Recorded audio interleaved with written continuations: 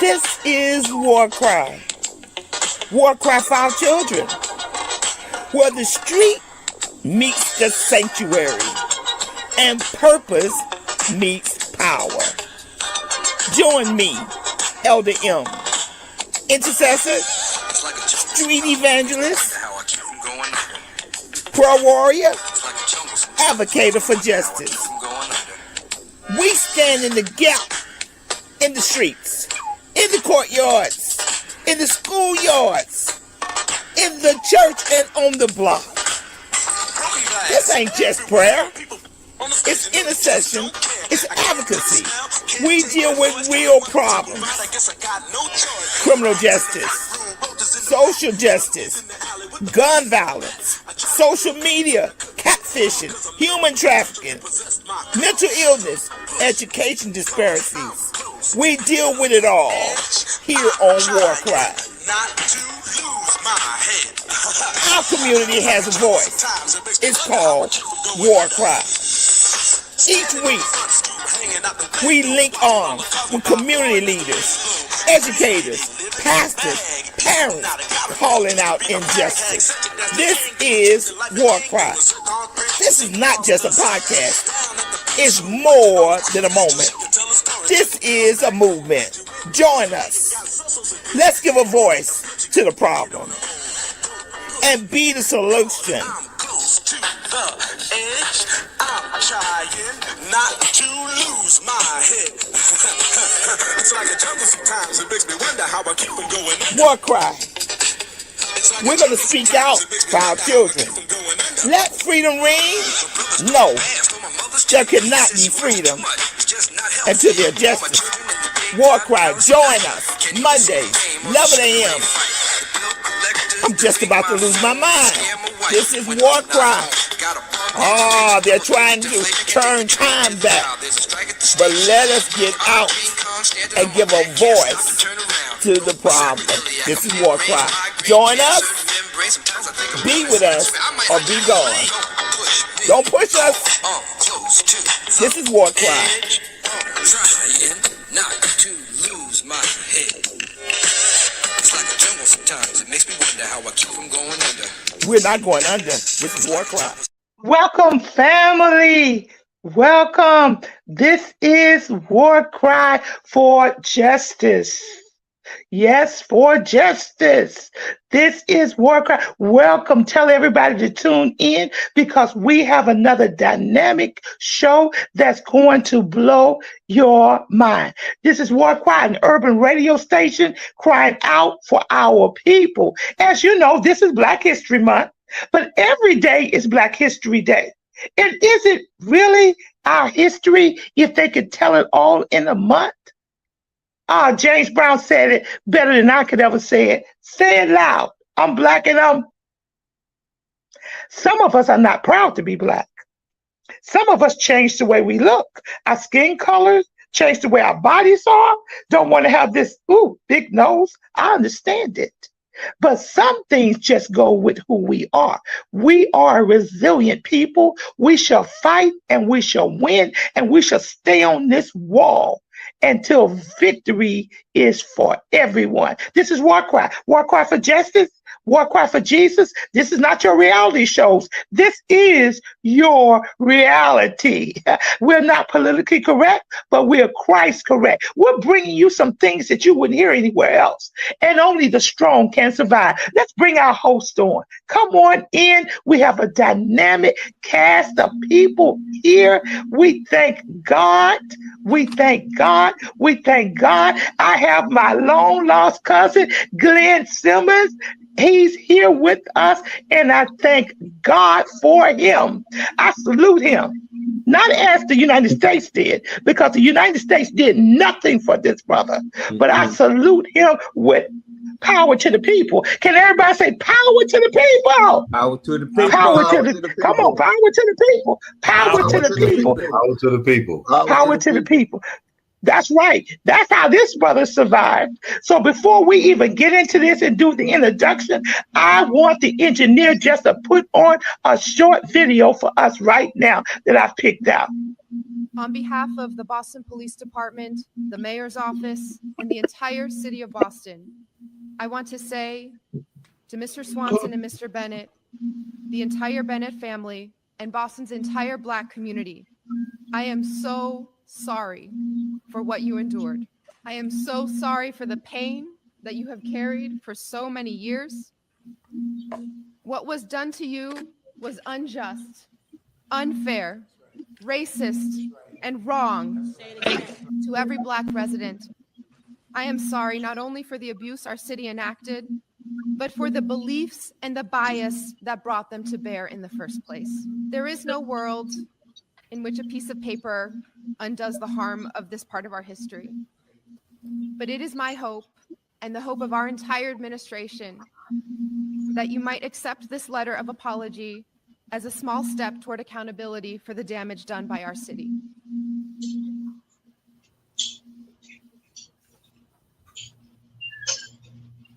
This is the mayor of Boston apologizing to a group of Black men that was falsely charged and locked up. I think that when our Black men are falsely charged and locked up, I think the state government needs to apologize. What do you guys think?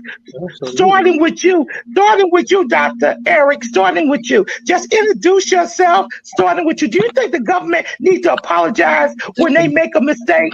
Let's go. Hello. Good morning, everyone. Blessings. My name is Eric Laudet. I am working with several organizations. I'm a clinical consultant and licensed clinical social worker and psychologist working with fathers and families, fathers and sons. And we have a special organization called Fathers Forward, where we're going in the community, reaching out to the public schools right now and organizing fathers groups. I feel that not only should they apologize, there needs to be reparations. Now, what do I mean by reparations? I just don't mean money. I just don't mean maybe a few acres or whatever they give, but everything, including bank accounts, including housing, including justice, including training other policemen how to really do work, not do prison work. Now hold it. Let me just say something. It sometimes goes beyond police. It's the whole corrupted justice system. Now, This is in no way trying to put down the justice system, because we do have some good people out there. But this is to pinpoint the injustices. And while you are here, Dr. Gaudet, what does it mean for you to be Black? This is the only month you should celebrate your history, 29 days. So what does it mean to be Black? Excuse me, Blackness is every day. I wake up every day and I'm Black. It's no special day for me. And then when I go outside, I know I have a target on my back. We are actually here, and I am so happy to see such wonderful brothers and sisters here to support what we are doing. And I just want to say, I know this is off script, but Mr. Simmons, God bless you, brother. My heart, my soul, and my being goes out to you.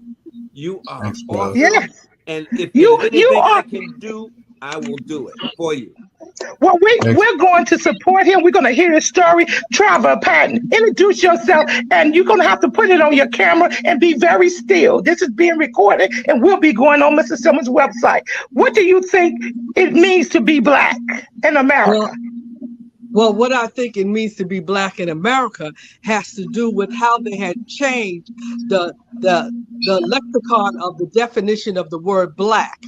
They have changed to Black. That's not one of the beautiful colors of the world, but they have changed Black to be negative, sullen, evil, witchcraft. And because it's in their psyche, in American psyche, that you will find in their dictionary, this is what they use. So to be Black, yes, as the brother said, it's a target on you back as a Black man. But guess what? It's a target on our back Black as Black women. It doesn't matter if you're woman, child, boy, girl, because you are Black. it is a negative connotation in society because of the Jim Crow has never died. He is still walking a representative and still hoping the wall in the Senate. That's never now, I need to ask you a question. Since you all fired up, my sister, do you think that the President of the United States should be giving Mr. Simmons a pardon and helping him get the rest of his money that's owed? Absolutely. I think Biden and Kamala Harris need to get involved with this. What do you think, Patton? I think that they need to get involved with it. I think that they're not only to be able to give him restitution from the time that he worked, did they take his education away from him? Was he planning on going to school? All of that should be taken into consideration. They're talking about all this other stuff. Let them put their money where their mouth is and give restitution to this man who was unjustly imprisoned for all of this time. Do something, Biden. You talk to Black people, then do something. Yeah, because guess what? We're looking at you because you need our vote. Okay, come on in, Pastor Payne. Come on in, Payne. What you think about this? Do you think we should get some restitution? Do you think we should be talking? Come on in, Payne. Oh, he should definitely get restitution. That's number one. But I believe the President of the United States should say something, because if the President of the United States says something, that's from the head, that's from the top, and others should follow behind that. But it starts at the head. We got to start at the head in the very beginning. Right. And like I said, this is what it takes. But what we need to do is get some Black lawyers and get our people out there, and we support one another, because they didn't have the good lawyers and everything to get what they had. That's why they got over on us. We never get the best. So to be Black right now, I have to achieve even more, because they're putting us down. But I'm going to prove that you're wrong. We are good and we are the best. Yes. Absolutely. Okay, Monty, I need you to come in. I know you're sitting there waiting because you're my Black social activist. You're ready. So what do you think about all this you heard? Do you think that Biden, Kamala Harris, or the Black Caucus need to mention Mr. Simmons' name on the House floor? What do you think? Absolutely. Yes, absolutely, because they stripped him. They took his life away from him. And you know, you have people that they use as traitors, and they'll send them with another ID, another life, and they'll talk about that. But he's a Black man, so he was the target. They stripped him from his whole life. So they owe him, they got to expunge his record, clean his record. They have to give him, they got to compensate him for all the time that he's been in jail. And they just can't give him anything. They got to give him a whole new life, because they already put it out there already that he did a crime. So the public is looking at him as a criminal already. So they have to talk it. The president have to say that we did wrong to this man, and we want to let the public know that he did not do this crime. So he need the whole slate need to be clean, and they definitely got to pay. There's no money in the world that can give them the comfortability of someone taking your life. So there's no number that they can give him to make him feel comfortable. But I feel like they should give him over $15 million. Me personally. Yeah, I agree with that. You agree with that, Mr. Simmons? More, I agree with that. Now let me say something to you. Justice is not, I need everybody to put your phone on mute because it's an echo. Justice is not even. Unfortunately, it's always lopsided. And it appears to be lopsided for us because we are people that do more talking than action. We've got to really get behind Mr. Simmons. I have a ministerial group. They have taken up over $300. We're going to be sending money to his GoFundMe page. See, it's time for us to put our mouth and action together. This is a brother that served how can you repay somebody for 48 birthdays, 48 Christmas? How can you repay the years that he spent? How can you? No, he can't be paid that way. But guess what? He can be compensated. So for the rest of his life, and he's going to live to be 100, he's going to be compensated because guess what? We want to let him live the finest life. Now we're going to bring Mr. Simmons in. Mr. Simmons. Yeah, Mr. Simmons, come on up front. Come on up front. Oh, put you on, my brother. You know what? I salute you. I love you. We got to give a mute and clap so everybody can help. We Thank you. honor Thank you. you today. We honor your survival. We honor your tenacity. We honor your resilience. We honor your bravery. We honor you beat the odds. We honor you today because the system was not set up for you to be here. What you guys don't know is Mr. Simmons had received a death sentence. He was supposed to be put to death, but the state of Oklahoma overturned the death bill. So that's why he had life. They would have killed this brother and he was innocent. How many more of our black men have been killed and they've been innocent? See, Republic states, Democrat states, they all have different rules. Look what happened in Alabama when that man was killed with the injection of that new chemical. It took him 22 minutes to die. So we've got to really know what's going on and stay woke. Mr. Simmons, come in and tell us how you're doing and what happened and what's going on. Go ahead, Mr. Simmons. New York wants to hear from you. Good morning. Good morning, panel. First, I want to say I'm humbled and it's an honor and I'm grateful to have the support. This is the first panel of black folks I've had the support of since I've been out. Thank you very much. Thank you very much. My story is one of many, you know, mine is heard and there's many more stories exactly like mine that hasn't been heard. I want to be the voice of the ones that hasn't been heard, you know, with this platform. What happened to me can't be, you know, what happened can't be, what was done can't be undone. We all know that. But everything in the universe must be accounted for. You know, it's a grain of sand in the whole universe. It must be accounted for. So what they did, you know, there's accountability, you know, but justice, that's something that God dispenses. You know, what I've been looking for the last 30 years is mercy. It was not to be found in this Oklahoma, you know, judicial system. You know, I'm good right now, though. I'm real good. I'm real happy. I would like to say I'm the happiest man on the planet. You know, practically at the end of my life, I'm living my best life. You know, and it's all good for me right now. Yeah, it's a fight. It's a fight to go on, and you know, it's what I'm built for, though, to fight. You know, so we ready. Oh. All right. Can't hear you. Okay. Take us, Mr. Simmons, take us back 48 years to what happened. You know, we know of so many black men, black boys, the Central 5 boys that was just picked up, put in the lineup. That's injustice. Take us back, if you can, to what happened. Okay. It happened in 1975.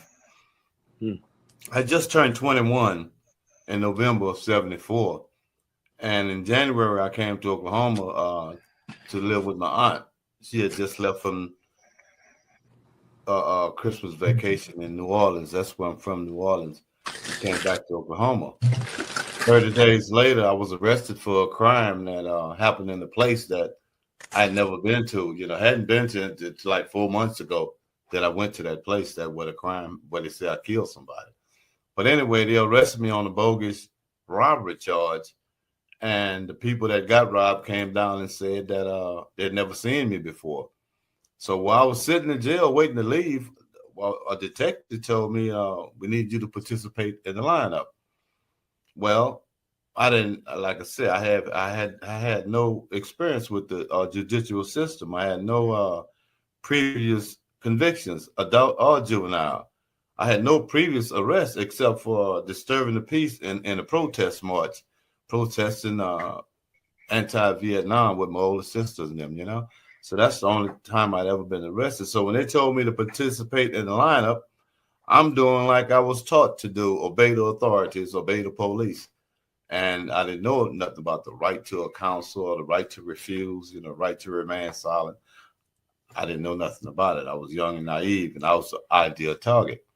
So they put me in the lineup and come back and tell me that this lady picked me out of a lineup on a murder case. Yeah, I was still believing in justice. I was still believing in the law. And I'm thinking it's just a simple mistake. it'll be corrected soon, and soon turn into later and years and years and years and decades, and it never did. But what I come to find out later was that it was my innocence that was my burden. If I had been guilty, it would have been a luxury, because I've done time with guys that entered guilty pleas for rape, robbery, murder, all kind of atrocious crimes. And they do a set number of years and go before the parole board and they say, I feel remorse for what I've done. I take responsibility for my actions. And they let them go. 6 to 18 months later, those same guys come back over and over again. But every year for 30, 40 years, I went up for the parole board and said, I'm innocent. I didn't do it. And so they would never give me parole. So my innocence was my burden. Nobody had done 48 years, 5 months and 13 days, even for crimes that they admitted to, And that's why I stayed in so long, because nobody didn't want to admit to guilt. Nobody didn't want to listen to it. Now, let me come in and ask you a question. Yes, ma'am. And I know this is a bogus question, and we probably know all the answers to the question already. How about your legal representation when you went there? How was your legal? I know, guys, don't scream at me, but the legal representation, did they give you legal representation when they put you in? How was that? No, I hired my auntie and I hired an attorney, a black guy named Henry Floyd, friend of my auntie, drinking buddy, whatever, but he came in to represent me in 1975. 1975. This guy got a law degree because of affirmative action. They need so many black folks in this corporation, or black folks, how they was doing back then, trying to do the racial balance thing. And he was more afraid than I was, and I was the one facing the death penalty. He was so afraid of offending them white folks, in that jury room, So I didn't have no representation, legal representation. He was a poor imitation of an attorney, really.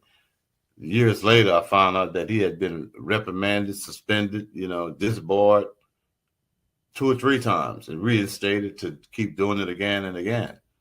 And now they didn't have no case, but the worst thing is I didn't have no representation. I clearly remember now. Yeah. Now, and I'm gonna let you continue. Your charge was manslaughter, murder. What was the charge? This bogus alleged charge that they brought you in on. What was that charge? First degree murder. They charged me with first degree murder. And at that time, Oklahoma had what they called a mandatory death penalty. It was no lesser included offense like a life sentence, or it was just murder. And if you found guilty of two or three elements, like the murder of a police officer, or in the commission of a felony, or you kill somebody, at a certain underage, then it was mandatory death penalty. The jury had no decision in the rendering of the punishment. So the high court, and that's the basic reason why my sentence was commuted from death to life. Because I didn't have a full trial by jury. Technicality. Other than that, I'd be, dead by now. Dead. Thank God. Thank God. Now, did you appeal? Did your lawyer put any appeals in? Not that first lawyer, but I've been hiring lawyers for 40 years. I mean, wow. I've had so many lawyers on this case, and I'm an 8th grade dropout. But during my stint on death row, when you're in them kind of situations, you're forced to be your best expression of yourself. And so I learned to read and I learned to write. Good. And I learned the law. Good. I learned how to apply. Thank you. Awesome. I learned litigation, and so I never did stop. I came to a reality when I was on death row. When I got when they commuted my sentence from death to life, I knew then that my options of ever getting out was few, very few. You could escape, you could die, you could get your case overturned, or you could make parole. But dying ain't gonna take care of itself. So there were 3 options on the table: get your case overturned, make parole, or escape. And I was determined not, to keep all those options on the table at all times. And we're glad about that. Yeah. Now, Mr. Simmons, let me come in. Yeah, come Here in. you were. How old were you when you went in? 21. 21 years old, going into a system that's corrupted, and they're telling you death row. Oh my God. Death row. A 21-year-old black man, and they're saying death row. Do you know how he must have felt? God, we can't imagine the pain this man, and then they put you on death row. You was there with people on death row, and you were innocent, and nobody listened. Now, they do say that if you go before the parole, if you don't admit to a crime, you never get out. That's your primary example. They wanted you to admit to something that you said, I'm innocent, which means that you was just going to be there. Yeah. How did you feel when the state changed from death row to life? How did you feel then? You would think I would feel an extreme sense of gratitude, but at that time I was so pissed off and confused, you know. And being on death row every day waiting to die, you know, the electric chair it was real. I mean, they rewired the doggone thing and measured our head because they thought they had us dead, right? And so you had to come to terms with that, and you had to do it quickly. So yeah, I come off of death row, a very young guy with an old soul, old head, old wisdom, you know. This is WarCry. This is WarCry. We're bringing it to you. This is Black History, and this is Glynn Simmons' Black History. This is his history because he was locked up for 48 years, and we need to know about this because guess what? Many more of our Black brothers and sisters have been put in jail illegally, and some of them are on death row or have lifetime because guess what? If you go to the parole board and you don't admit to something, guess what? You get put back in jail. Now we're going to open up the panel, and then we're going back to you, Mr. Simmons. Open up the panel. Pastor Payne, what do you want to ask? What do you want to bring out? Yeah. Well, the sad thing about it, because we don't get good representation, that's number one. And it's to our Black people. When you look at the Black individual, we don't get good lawyers. They put us in jail. And sometimes, what if forbid if they would have killed him right there, death row, put him the death penalty? That would have been another innocent brother gone. And when you look at it, that's what they're trying to do. They're trying to get rid of us slowly. If they can't get rid of us through guns, on black crime, they try to get us through jail. They try to get us from killing one. They're trying to destroy us, our people right now. We got to stand up, and that's why I want to see our young people get the education, become lawyers, become doctors, so we can help our own people. They're not going to help us. And I got to say this. You know, this is me, and don't be a sellout because we see Mr. Simmons had a Black lawyer, okay? But don't be a sellout. Because so many of us go into different things, and either we sell out or we're bought out. Very true. And we forget who we are. Okay, Travis Patton, come on, what do you think about this? Questions.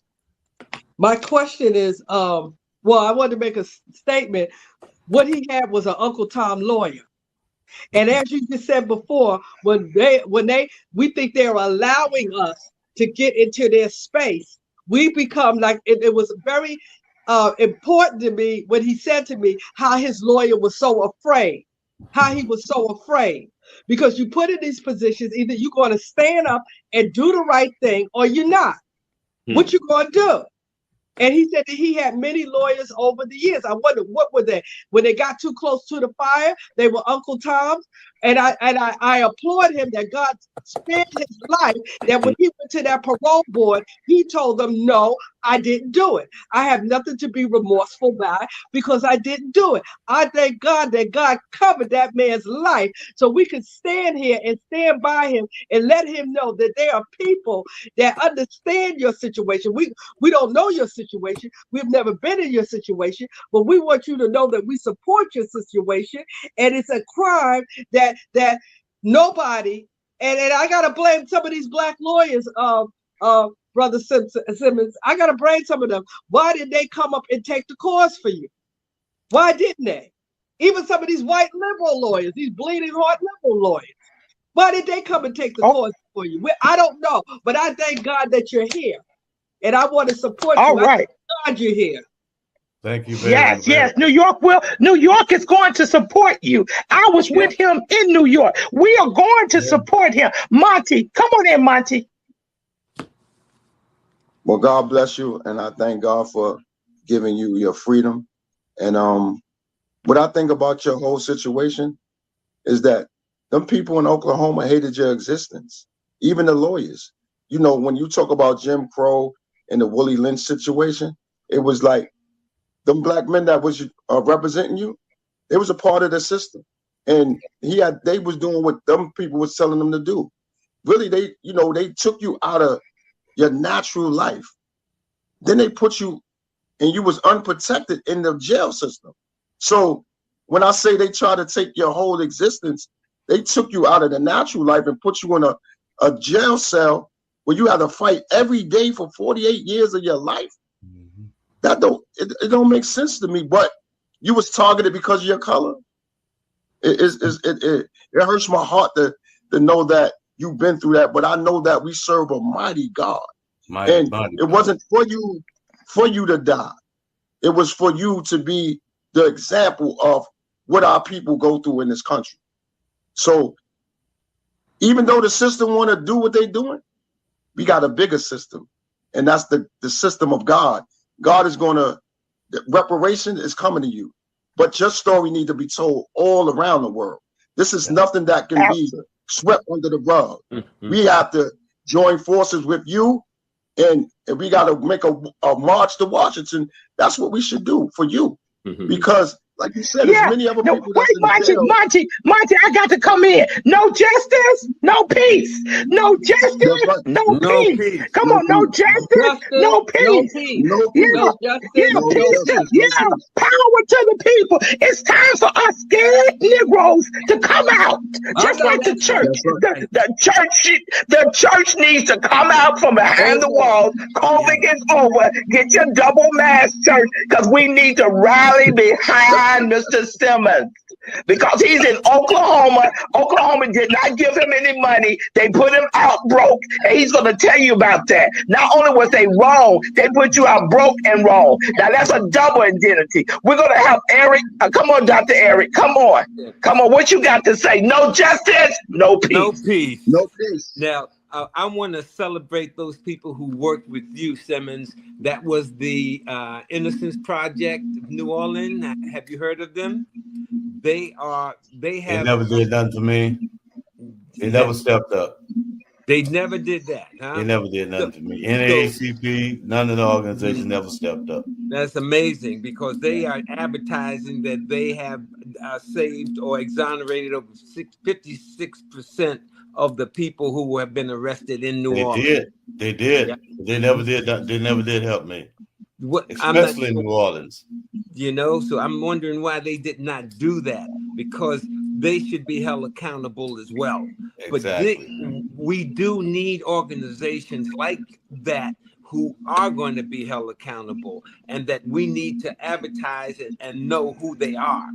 I know that, if I can digress here for a moment, that the initial reason for police officers in this country were slave catchers. Yes, they were the ones, and these are the descendants of the slave catchers who have actually incarcerated not only you, but all of our Black men and women. And so now they're getting to the children as well. We have children now in jail with people who are known criminals. And what's going to happen? That's what's going to go on. So it's going to be from cradle to prison. We're trying to change that. Now, let me come in, Dr. Eric. Yeah. Mr. Simmons was 21. He was a young man put in prison with a lot of people who actually had committed these hard crimes. Now, life could have made him hard. Life could have made him hard, but Mr. Simmons is so humble, so understanding. He's a man of peace. He did not let what happened in the inside come out with him, and I thank God for that as well. So back at you, Dr. Eric. I just wanted to put that out. Because a lot of our brothers go in jail and they come out harder than they were before they went in because of the system. And there's nothing that can help them to readjust to this. This is one of the programs that we need to establish. There are some in existence, but it's only a few. Now, the issue that I'm looking at too, for you, Mr. Simmons, is that there are not only reparations and all that, but they owe you a home. They owe you a bank account. They owe you any kind of transportation that you want, and they should have a day for you to have the key to the city, and that they should know who you are. You are a hell of a man. Now, everybody is talking about all religious and all that, but I see you as this is what I'm looking at, a very spiritual being, a very spiritual human being. And this is what we all need to embrace.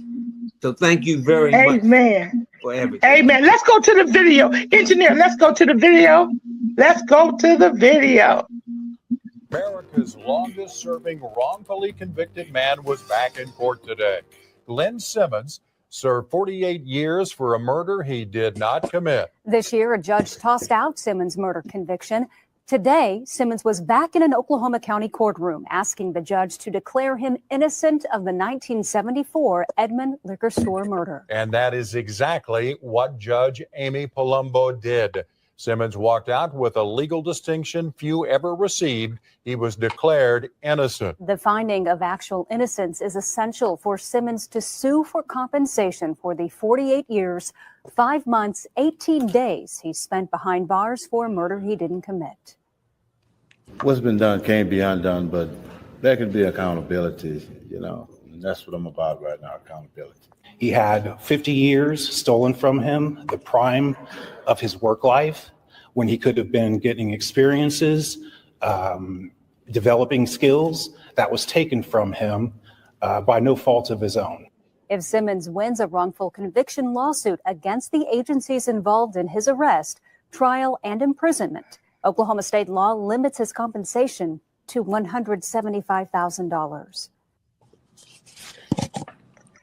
Now, can you believe they have limited? He can't get any more than $175,000. Mr. Simmons spent 48 years. How many days? How many days? How many minutes? How many hours? 5 months and 18 days.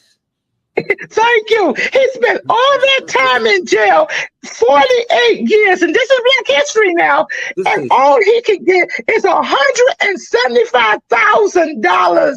Now, come on, guys. We don't even have to tell you how wrong that is. We don't have to tell. $175,000 is worth a Black man's life, given 48 years in jail. Wow. It's unfathomable. $175,000. That's all Oklahoma could come up with. No, they could come up with much more, but that's all they want to pay him for his 48 years in jail. Mr. Simmons, I know when you got proven innocent, you felt good. How did you feel? Take us to that day that you had to go before the judge and stuff. Now, before you do that, the people who actually pointed you out, who actually said you were guilty, are they alive now? Yes, there's one witness, one woman said that I was the perpetrator. Yes, she's still alive. But quietest thing, I mean, I got this attitude of gratitude that I don't give the right answers because people want me to talk about how bad she was and how wrong she was for misidentifying me. But I know the facts, and I know she's just as much as a victim as I was. Absolutely. With this wrong identification. And but she didn't identify me. She didn't identify me in the lineup. She didn't give no composite description of me at the scene of the crime. She said the perpetrator was 6 feet tall, 200 and some pounds. Guess what? I'm still 5'8", You know, I'm 180 now, but I was 150 pounds at the time. Mm-hmm. You know, it was greatly different from my physical description at the Yes, time. sir. She Yes. didn't identify me. Mm-mm-mm. That's a narrative that the press, that's the sensationalism. She identified another guy. He said, that's him, number 6 in the lineup. That's the one I seen in the store. She did it 3 times. But how did I get to the defense table at preliminary hearing 6 weeks later? How did I get there? It's no way I could get there without police conspiracy cover up. And nobody want to talk about that. You taking the cover off a lot of stuff. I call it, I don't call it miscarriage of justice. I call it attempted murder. That's what it was. They knew the death penalty was there.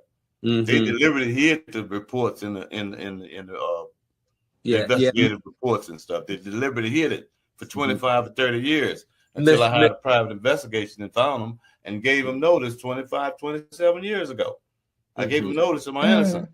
It still was, but because of procedural defaults, they would never look at the merits. You know, so I just kept fighting and fighting and fighting. It's a long drawn out thing. But let me say this one time. Yes, sir. Justice, we always talk about no justice, no peace. It's a beautiful slogan. Justice comes from God. You know, we get justice. There ain't no justice in this stuff. You can't make this just after 48 years, no matter what you do. You know, justice comes from God. All we can seek is mercy.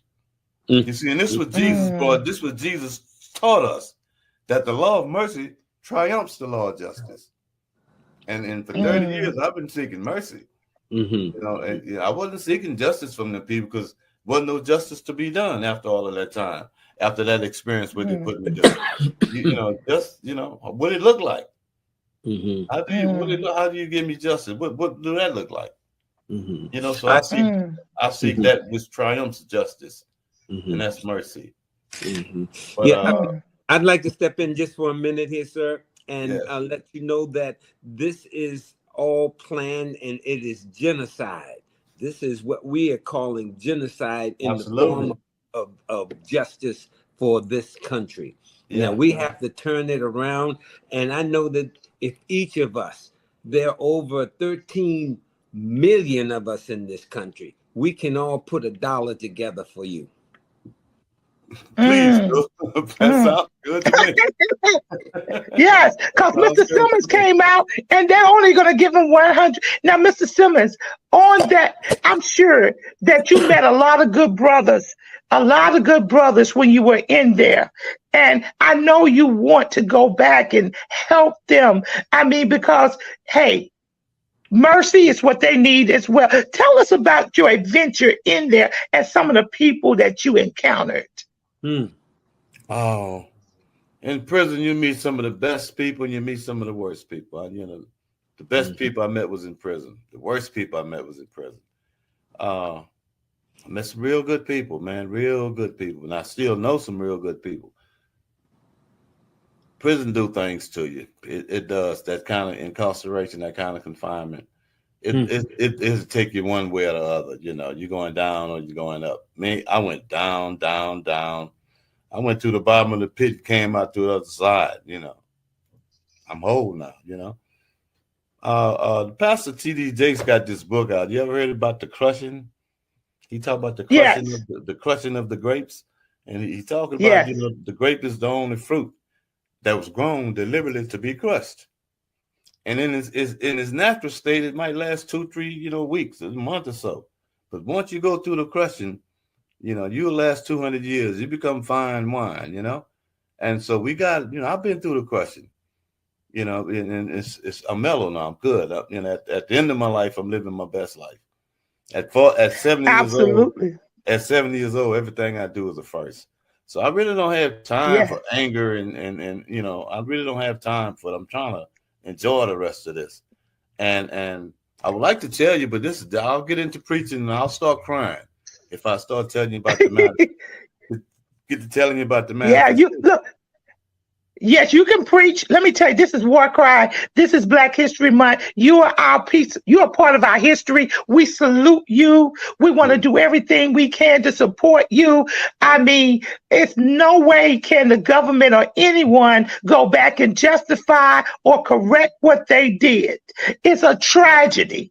And we know when you came out, everything had changed. The cell phone, the cars, everything was different it was really a new world. I can't imagine when you walked out of there. Did you kiss the ground? Did you say glory, hallelujah? I mean, the feeling, yes, the feeling you had, victory shall be mine. And when you came out and knew that you even had to fight another battle to be proven innocent, so you had to do a trial. Did you have a trial? Was that a trial all over again, Mr. Simmons? For you to be proven innocent, they didn't want me in no court. No, what they did was in July they exonerated me, and I was known as an exoneree. I didn't feel satisfied. I couldn't settle for that because I wasn't. To be exonerated is we letting you slide. We can't find you guilty, but we gonna let you slide. I'm like, no, you got to declare me actually innocent because that's what I am. And so I filed an appeal for the judge to change the order from exoneration to actual innocent. And she seen the point I was making, and she, called us back and gave me a declaration of actual innocence. First in Oklahoma history that ever been done. But you got to insist on it. You got to stay on it. Come on, guys. The first in Oklahoma history. That's why they owe you, brother. They owe you more than $175,000. That's less. Because you are the first. That's less than $3,600 a year. Yes. $175,000. Yeah, but that's the compensation that they give. But I just recently filed a federal lawsuit. I'm suing for hundreds of millions, and that won't even be enough. Absolutely. I'm also seriously thinking about running for governor of Oklahoma. Well, you didn't see. I just put in the chat. I vote for you for president. Yes, that's right. We salute you. We're gonna open it up to the panel again. Pastor Payne, what do you like to say? Brother, I'm very proud of you. Keep up the good work. And you can be an example to other people to hold on. New York City, the 5 men that got arrested for crime. Mm-hmm. One of them is a councilman now. He became a councilman. He's out. And you could do the same thing. I do believe that God is with you, and you could do a lot of things. And I just feel so bad. And give me your GoFundMe page and whatever, because we want to support also. But you need to go to churches and let the church know also we got to get behind people to get some of these people out, innocent people. We got to start doing our job. Just besides sitting beside the wall, we got to go out there and start working. And again, my heart goes out to you. I'm so proud of you. Yeah, we want everybody. We're going to put the GoFundMe page in the chat. I told you the Ministers for Christ for the World, Bishop Butler, he's taking up $300. He's going to be sending down to the GoFundMe page. We got to put our money where our mouth is. Mr. Simmons is a part of the WarCry family. Amen. He's a part of us. That's what WarCry is all about. Travel Patton, what do you think? Any comments? Oh boy, I have a lot of comments. First of all, I'll just say it's just an honor to even meet you, sir. I'm so glad that I'm in your presence to meet you. It's been such a wonderful experience. It's sad, but it's wonderful. Just to say that you had the strength, and I don't know how you could do it, that you could hold on like that. And I'm just so honored to be here, so honored to meet you. And I just want to know that my family will continue to support you also, because what you have done and what you have gone through is something I don't think anybody should go through. But the sad thing is about it, so many of our men and our women have gone through this, and there has been no voice for them. Yes. There has been no voice for them. But I thank God that there's now a voice. WarCry is a voice for the urban people, for those who, they don't care nothing about us. They done thrown us away. But thank God, God has risen a voice. that could hear the people that have been suffering, so the people can know that we have to raise our voice and let people know this is the reality of life. But I'm so glad to meet you, Mr. Simmons. Thank you very much. I'm very glad to meet you. Okay. My honor. Monty, come on in, Monty. Comments, Monty. Well, I look at you as an amazing man, and I thank God for you, because you're an example of what hope is. You kept the faith and you kept hope, and I'm just looking at you as an amazing man, because I'm just giving you me. I'd have been on fire, but in time heals wounds. But I'm just saying, brother, anything you need of me to assist you in, I'm there for you. Whatever you need from me, you could call on me. If you need me to come down to where you're at, I'll come and march with you. I'll come walk with you. I'll come talk with you. I'm a leader of a thing I host every first Saturday of every month called Am I My Brother's Keeper? Yes, I am. I will come and be with you no matter what it is that you need. I would help you. Could I say this, Valerie, real quick? Yes. Real soon, in the next couple of weeks, I'm planning on launching my my nonprofit. I got this nonprofit that I'm setting up, Grace Redemption Salvation, a formula for reintegration. This for the brothers that's coming out. Yes. My objective is to curtail recidivism. I can't catch them from the front end putting them in, so I leave that to the lawyers. But coming out, I had a lot of brothers came out of prison with degrees and good intentions and everything, and they wound up coming back. And the recidivism rate shows that if it's 100 guys getting out today, within 6 to 18 months, at least 70 of them will be back. And this statistics have stood steady for over 30 or 40 years. So when numbers stay that steady, it got to be somebody got their hands on the scale and making sure this happen. So this recidivism thing has become an economic situation where if I curtail recidivism, then a lot of people are gonna lose their jobs. Yeah, you're gonna cause unemployment in other areas. So we unbalancing, So,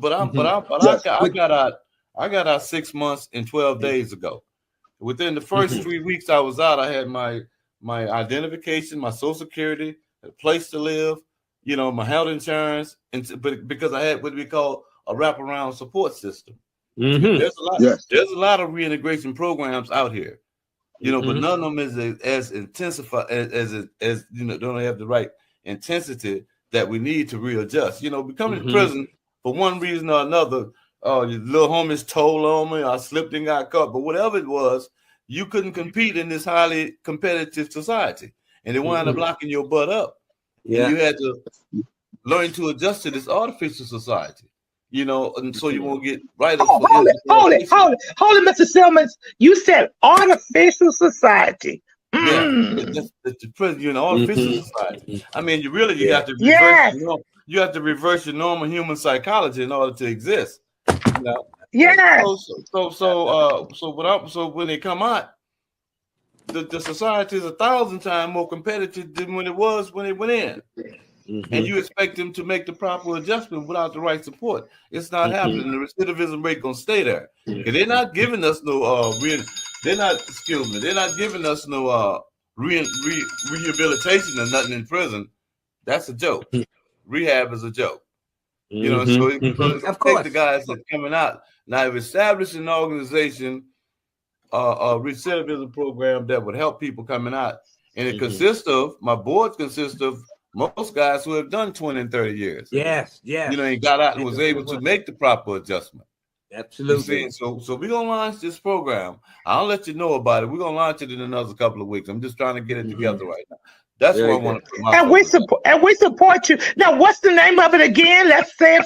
And at the same time, give us your GoFundMe page while you're doing that. The name of your organization, and give us your GoFundMe page. It's Glynn Simmons, Grace Redemption Salvation. And that's your GoFundMe page? That's my GoFundMe page. If it's not, you'll see this. No hate. On my GoFundMe page.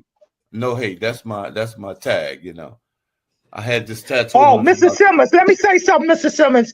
For you to come out and have no hate, I salute you. Yes. Because a lot of us would have came out with bitterness.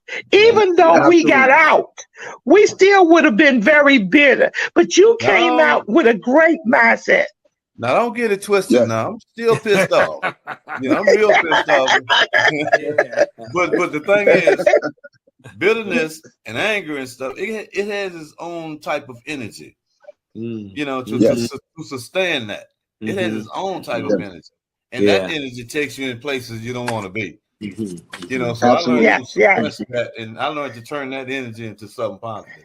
That same bitterness from all the disappointments and letdowns. Now, Mr. Simmons, are you the youngest person that was ever on death row in the state of Oklahoma?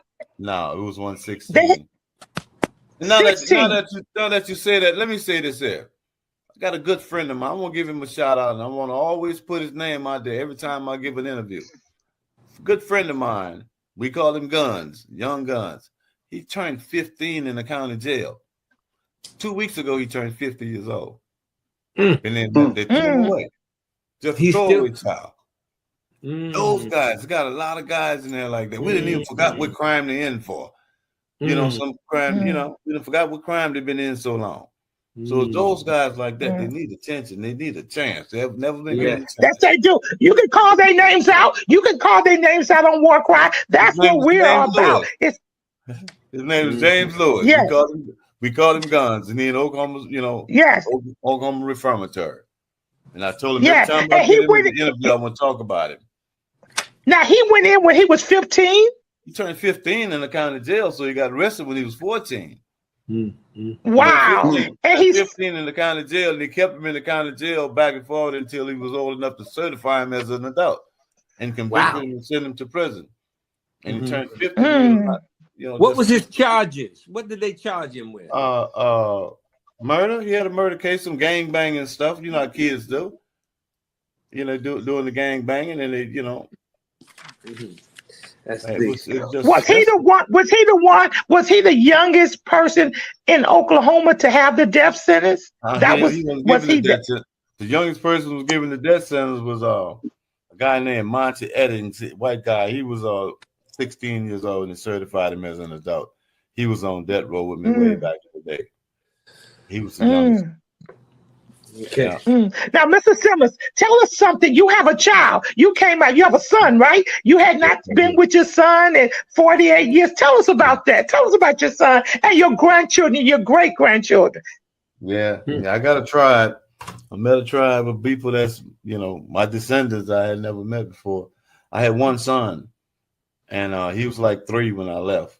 I told him I'll come back and get him. He don't remember, but I did, and I came back and I moved him out here with me. I'm suffering from cancer and stuff, so I needed his help, as a caretaker, and he needed my help because he was in an environment that wasn't, healthy for him. So I brought him out here to live with me from New Orleans, and he had three children, and they have a bunch of kids. That's my great grandkids, So that's my tribe. That's what I spend my time with, my great grandkids. That's your legacy. That's my legacy right there. And everything I'm doing now is about generational wealth. We talk about compensation and reparations and stuff. They won't have to pay such a price, but by education and compensation with the next generation. Absolutely. So, Mr. Simmons, the work you're doing now, that you're developing, what do you hope to accomplish with the new work that's going to be at your hands? What do you hope to accomplish now with the remaining of 40 years? Are we going to speak 40 years of life? Because we're speaking against anything that came against your body. We're speaking against that, Mr. Simmons. We're going to give you they took 48 years. We're going to speak 48 years back to you. Thank you. I believe it happens. Through the name of Jesus, through the word of Jesus, because you've got a lot. So what do you hope to give now to back? I hope to heard some people talking about legislation, the Glynn Simmons Act. And I was asked, what would I contribute to the Glynn Simmons Act? We're a nation of laws. nothing happened except for by the laws. We stayed in slavery 300 and something years, not because of gun to our head or the slave master was brutally holding us down. It was because of this legislation, and they kept passing legislation for 300 years that would keep us in slavery. That's the same system that kept me in for 48 years. So, I could forgive the people, but the system needs dismantling. So my thing is, I gave notice 25 years ago about my innocence, and I got all the documents and everything to prove it. But I was barred from hearing the merits of my case because of some procedural default. I was actually innocent. The parole board, the commutation board, the pardon board, all these are entities of mercy. But they're trying to dispense justice where they're supposed to be doing mercy. These things this is what I'm trying to change. We shouldn't have to wait. We shouldn't have to wait 30 years, to get your innocence heard, But I was held back because of the procedural defaults, what they call res judicata and latches, meaning that I should have brought up the issue before, or I didn't preserve the right to challenge it now, because I waited too long, all that kind of, and I'm innocent. And so these procedural defaults prevented every one of them judges and every one of the magistrates that I done filed all these posts, they prevented them from looking at the merits of my case. And they kept denying me, not because of lack of merits, but lack of procedural, process. These things need to be changed. So my thing is to try to affect the legislative acts. I stayed in 48 years, and each year I was in prison, they was giving me 2 or 3 days earned credit, right? That means if I do 1 year, I get 3 years.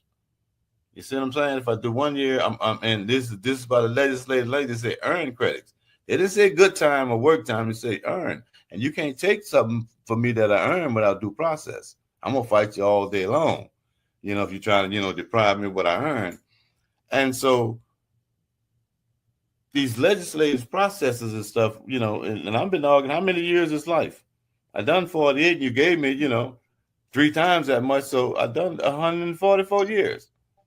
I've had 144 years sentence out of flat time, out of discharge. Mm-hmm. So tell me how many years is life? It's an indeterminate number because nobody can't put no number on it. Oklahoma outlawed indeterminate sentences 20 years ago. You see, so what they had me doing was death by incarceration, but they won't put no name on it. I wasn't doing a life sentence. I was doing death by incarceration. So they took it away from death by execution when they outlawed the death penalty, but they still had me under the death penalty, death by incarceration, because they had no intention to never let me out. So these are the kind of things in the future that I want to change and bring light to, things that right before our eyes and we don't see how they work,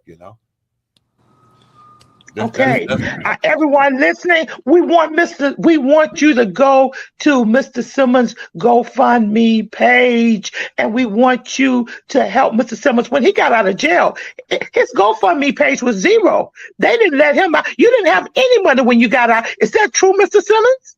Didn't have a dime. I came out absolutely broke. Well, I started trying to decipher what the Messiah was talking about when he said, "Why I marvel at the things I do when you can do even greater." Now, I had been hearing this all my life. A couple of years ago, I had an anxiety attack, and it just got to be way too overwhelming for me. But out of that anxiety attack came this revelation of Christ. And it wasn't just something you quote. He was giving us the power. He said, "Why marvel?" And he was talking to his disciples. Check this out, Pastor. He was talking to his disciples who had been sitting there watching him heal the lame, make the blind see, walk the water, steal the wind. He even said that he raised the dead. And he's doing all these things. And he tell these guys, he said, "Why marvel at the things I do when you can do even greater?" He didn't say the blacks could do it, or the whites could do it, or the rich, or the poor, or the Muslims, or the Christians. He said, "You can do it." And so I was bound and determined to find out what is he talking about. Everybody's saying they believe in Christ. You know what I'm saying? But they don't ever figure out what is he talking about, a practical thing that you can do. And it's a process. And the process starts with belief. That's the first step of the process. Ain't no instant healing. You know what I'm saying? They don't tell us about the process, but he gave it to us. He gave us the power. Jesus is not coming back to help you. He gave you the power to help yourself. You know what I'm saying? He said you can do it. So I started doing this. I started doing this manifestation thing, right? Turning all the powers in the universe into my favor, right? And it started working. That belief that I had, like a caterpillar and a butterfly, that belief turned into faith, and faith like that butterfly. You know what I mean? Teach, brother. Teach, brother. I said I wasn't gonna do this. You know what I mean? You're all good. You're all good. But it worked. Yes. And this what happened. Now this is like 8-9 step process. About 6 months before I was released from prison, I had already got to the stage, but part of the process where you're speaking it. You ain't just believing it. You're just acting. You're speaking it, right? And I'm like, my name is Glynn Simmons. I'm a free man. Every time somebody says something, and they say that guy finally lost his mind. Right? So I look up one day. I was in cell 112, and the very next day, I'm sitting in sitting in Pearl's restaurant eating a po' boy sandwich. Go ahead, baby. The manifestation, the manifestation of liberation is real. It is really, and that's what I'm saying. Yes, Mr. Simmons. But check this out. Let me double down on that about Go this ahead, manifestation. brother. Take your time. I came out of prison with stage 4 liver cancer. That's been what it is today. Yeah. The market is down. What is it today? What is it today? It was down to it was 40. It was 27 when I got out. Today it's down to 2. Woo! This is the manifestation of the restoration. Yes, sir. This is the manifestation of the restoration of health. It works on all levels. You think the manifestation of the accumulation of wealth ain't gonna come? I ain't worried about what them people give me. That's right. That's right. I ain't worried about. We in right. America. This is the richest country in the world. I ain't worried about. That's right, Mr. Simmons. You know. That's right, Mr. Simmons. I done raised enough money since I've been out from the charitable donation of people like y'all. State ain't give me a dime. Ain't said a word. I'm good thanks to the generous donations of people. You know, and it's manifestation. And we want to do that. Yeah, but it really does work. I think that we need we want to do that. We want to actually, go ahead. We want to actually approach the state and the federal government, like you said. They owe you. They owe us. And I don't just mean the money, but they need to give up all of this madness that they have as what they believe and make sure that they change. I like the fact that you have this recidivism program, because that's what you can use the GoFundMe for, to increase your funding. So that 501c3 that you're talking about now, I would love to support that in any way I can, as an advisor or as a therapist or anything that you can do. I'm a licensed clinical therapist. Okay, and that's so That's good. That's good. I'm let gonna me make know sure I what you stay in want. contact. All right. Yes, yes. I'm gonna give you his contact number, because we want now to just make sure everybody on the panel's contact. Yes, because we want to make sure that we hit up your GoFundMe page, period. Because we want you to live. We're part of you. I told you when I first met you, you was my cousin. And we've been acting as cousins ever since. And we've been talking almost every day. I support him every day. Mr. Simmons has been approached about a movie. He's been approached about books. He's traveling around, and he's now getting speaking engagement. So we've got to support Mr. Simmons. Because I may want to. Wait a minute, hold it. I'm gonna give it to you, Mr. Simmons. Can I be in your movies? I'm a good actress. No. We got a spot for you. Okay, go ahead. Go ahead, Eric. Go ahead, Listen, Mr. Simmons, you should be the grand marshal of the parade, the Mardi Gras. That's what they need to give you today. If not this year, next I'm going to Mardi Gras next week. All right. So you should be the grand marshal. You really should be.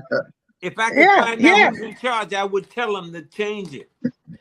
To you. Yes, you see, you got us. I told you, Glenn, New York is for you. We on your side. Monty, you have anything to say? Because we're getting ready to wind it down. Monty, you have anything you like to say? I'm just excited to meet a man such as yourself. You're a powerful man. God is definitely using you to open the eyes, to expose the wickedness of the system. When you see the Lady of Justice, she got a blindfold on, but one eye's open and one eye's closed. And that eye that's closed, that means they turn a battered eye towards us black people. So we got to fight the system. So I'm with you. Whatever you want to do, she could give you my information, and I'll definitely reach out to you. I'll definitely put some money on your GoFundMe page. Thank you, brother. I'm for you. I'm for you. Thank you very much. Yes. Thank you very much. Yes. Okay, Patton, what do you have to say? We're winding down. I have to say that, as I said before, when I hear your story, I hear hope. You're such a man, and I know that you said that you weren't, you didn't come with that that hatred and that condemnation in the way that you speak, even though that I know that your heart has to have been broken, but how you arose above it, and we don't hear hate coming from you. We don't hear hate spewing out of your mouth, but we hear more of understanding and compassion. I think that's absolutely remarkable. I don't know how many people could stand behind something like that. I don't think I could stand 2 minutes behind something like that. I'd be yelling and screaming and carrying on. I don't know how I know me. I know my personality. I'd be the first one yelling. So the way that you have stood up through this, it's just an inspiration. It's just to let us know how you are. It's amazing. And let me come in for a minute. He may have not finished but the 8th grade, Dr. Patton, but guess what? He's talking like a college graduate with a master's degree. Come on. Excuse me. Absolutely. It's an honorary doctorate right now, Mr. That's Simmons, right. You need to have an honorary doctor's degree because that's what you're speaking like and you're representing. Okay, Pastor Payne, your comments. I just want to say the word persistent. He was persistent and he got it. And I thank God for you being persistent. And I'm so glad that I was able to speak to you because I'm going to tell the congregation about your story Sunday, the Black History. I'm going to definitely tell the people about your story because that's what it is. You have my number and everything. I definitely want to keep in contact with you. Absolutely, Again, you can help a lot of brothers. I'll give them all the numbers. And I want to just bring up Bishop Butler, Christ for the World. Bishop Butler actually took up over $300. So we're going to be sending it to your one family. He was trying to be on here, but he had some technical difficulties. He's been speaking about your story to his people, and we're going to do what we can. If we got to have a meeting once a month, just the New York crew, we'll do that. See, we will meet because we're radical. See, Mr. Simmons, you know me. I'm very persistent. I'm very persistent. You can tell that because I keep going just like a bulldog. I keep going at you and at you and at you and at you. And guess what? We're going to do what we said. We're going to do. This is WarCry. This is Black History Month. This is our history that we were listening to. Now, next week, we're going to have another fantastic show. Now, just don't be about it. Go to Mr. Simmons' GoFundMe page. And guess what? Let's celebrate this brother. And we need to get a petition. We need to get a petition out because you do need to have the keys to the city. You do need to be celebrated by everybody. You do. Your story is a part of our history. And we salute you, Mr. Simmons. We thank God that the death sentence was overturned and you did not bow to Pharaoh. You didn't bow to Pharaoh. You didn't bow to Pharaoh.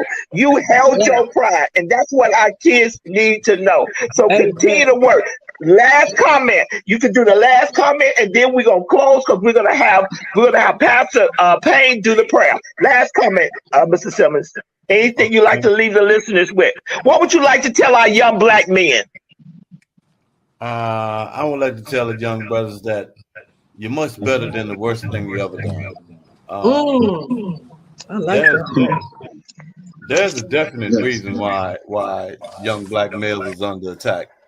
There's a definite reason for it. You know, we represent something that's real threatening when left into our own. We know the story about Black Wall Street in Tulsa. Yeah. You know, we know what happened when you leave us into our own, when you call yourself segregating us and we get together and do our own thing. Mm-hmm. You know, we know what comes out of that. You know, 35 years after slavery, we done built, you know, a city. You know, we building it up. Let us ride for 100 years, and you know, we own this thing. Yeah. So it's a plan why they try to keep us hating each other, not liking each other. You know, let me say this. Let me leave you with this here. Read this book called The ISIS Paper by Dr. Francis Cress Welsing. Francis Cress, you know, God bless her soul. Yeah. It's called The Keys to the Colors. Well, her mentor was Dr. Neely Fuller, and she got a quote in her book about Dr. Neely Fuller, and what he says is this. He says, until you understand white supremacy, not only what it is, but mainly how it works, everything else you think you understand going to confuse you. Mm-hmm. You know, and we got to know how it works. Mm-hmm. How it really, really works. We attack this stuff when we fight it, but we don't really know how it works. Let me say this, Pastor, and this ain't got nothing to do with the guys who are doing the real Jesus work, you know, the liberation work. But the clergy has been complicit in a lot of this stuff because of the silence. Silence is complicit, you know, it's complicity. When we start this fight, this thing was established, this social construct that we live up under, we call racism and white supremacy. It was established with a whole lot of bloodshed, a whole lot of tears and bloodshed from all melanated people. It's not going to be dismantled without bloodshed. Hello. Understand this. That's right. When we get to what is that saying that you had? You said you're much better than your worst. What was that? You're much better than the worst thing you ever done. Okay. Yeah. And look, let me come in. I will give it back to you. The revolution won't be televised. Hello. It ain't gonna be on the internet. It ain't gonna be on YouTube or nothing. You know, that's right. It's happening in here. It had to happen right here. The revolution. Yeah. You know, the prophet said, never will God change the condition of the people until the people first change the condition of their hearts and minds. Change not only what you're thinking, but how you thinking. You know? Not only what you feel, but why you feel what you feel. And our people won't change, and we're gonna constantly catch this hell until we change our thought pattern. Everything in the universe, there's a pattern. The sun, the moon, the stars, the blood in your vein. It all works on a pattern. Your thoughts, you got a thought pattern. And the way we think is on a certain pattern, you know? We got to change the way we think and the way we approach things, the way we look at things. That's how I got out of prison. I didn't get out of prison because I was so strong and stayed down. I got out of prison because I changed the way I was looking at the manifestation of Christ. I changed the whole pattern how I was looking at it. And I looked up and I was free. So this is what we got to do. Amen. This is what we got to do. We got to change not only what we think, but how we think. It's not either or, it's either or and. Either or and. You know. Amen. We just got to. Amen. Amen. I just want to leave it like that. You know, we are the flavor. God gave us. And black is beautiful. Black is beautiful. Black is beautiful. And I'm proud. So we black all year round, but this month we blackity black. You know? And Dr. Godet, I hate to bring this up, but you know the 6 components of the brain. Yeah, you've studied the brain. Come on, I'm not gonna go that way. That's for a different subject. But the 6 components of the brain, that's what Mr. Simmons was tapping in. If we tap into those components that we have, that God has given us to you, we never fully use our brain. We can manifest things. God gave us the power. Absolutely. But we can't manifest it because we haven't tapped into it. It's so much negativism that we've tapped into it. This is WarCry for Justice. And we'll be back next week at the same time learning about who we are. We thank you, Mr. Simmons. I love you. I'm going to call you. We want you to hit up his fund. Look, you're a part of us now. We're going to meet once a month or once every too much because see, we gonna get a T-shirt. You know, that's the way we do it in New York. We get a T-shirt now, and we're gonna send you a War Cry T-shirt. We're gonna have Pastor Payne to close us out in prayer. Go ahead, Pastor Payne. Father, in the name of Jesus, Lord, we just want to say thank you. We thank you for this session this afternoon. We thank you for Glynn Simmons, how you have freed him. We want to say thank you, but not only him, but other men that you have freed. And Lord, let us, the information that we receive today, let us pass it on to the congregation, to the mosques, to the temples, to other individuals, that this will be history. And we just want to say thank you right now. We thank you for Glynn Simmons. We thank you for his family. We thank you for his children. We just ask you that you just have your way. Bless each and every individual that's on this line. And we give your name the praise, the glory, and the honor. In Jesus' name, amen. War Cry for Justice. See you guys next week. We salute you, Mr. Simmons. We honor you, Mr. Simmons. You are awesome. Mr. Simmons for governor. Mr. Simmons for governor. Glynn Simmons for governor. You got our vote. You got our vote. I will call you later. See you later, guys. Love you.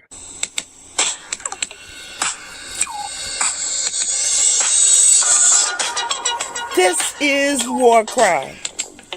War Cry for Our Children.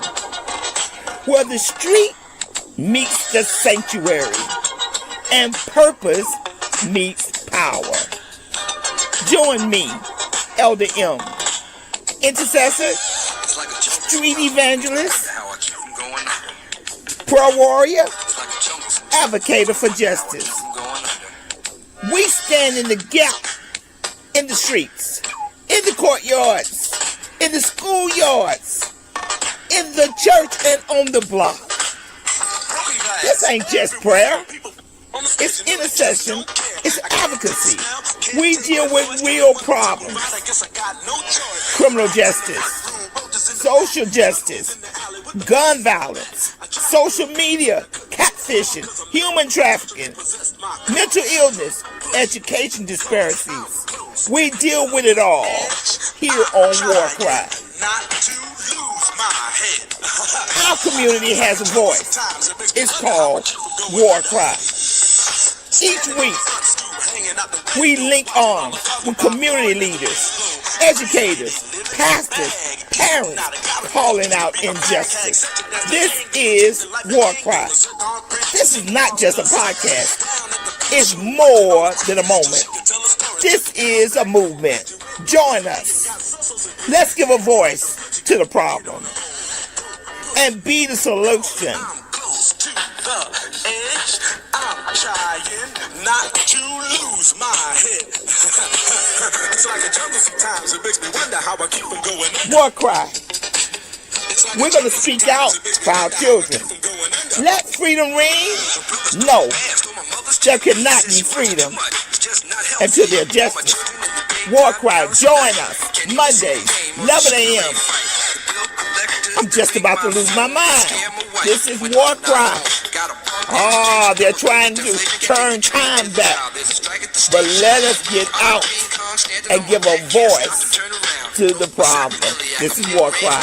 Join us, be with us, or be gone. Don't push us. This is WarCry. Trying not to lose my head. It's like a jungle sometimes. It makes me wonder how I keep from going under.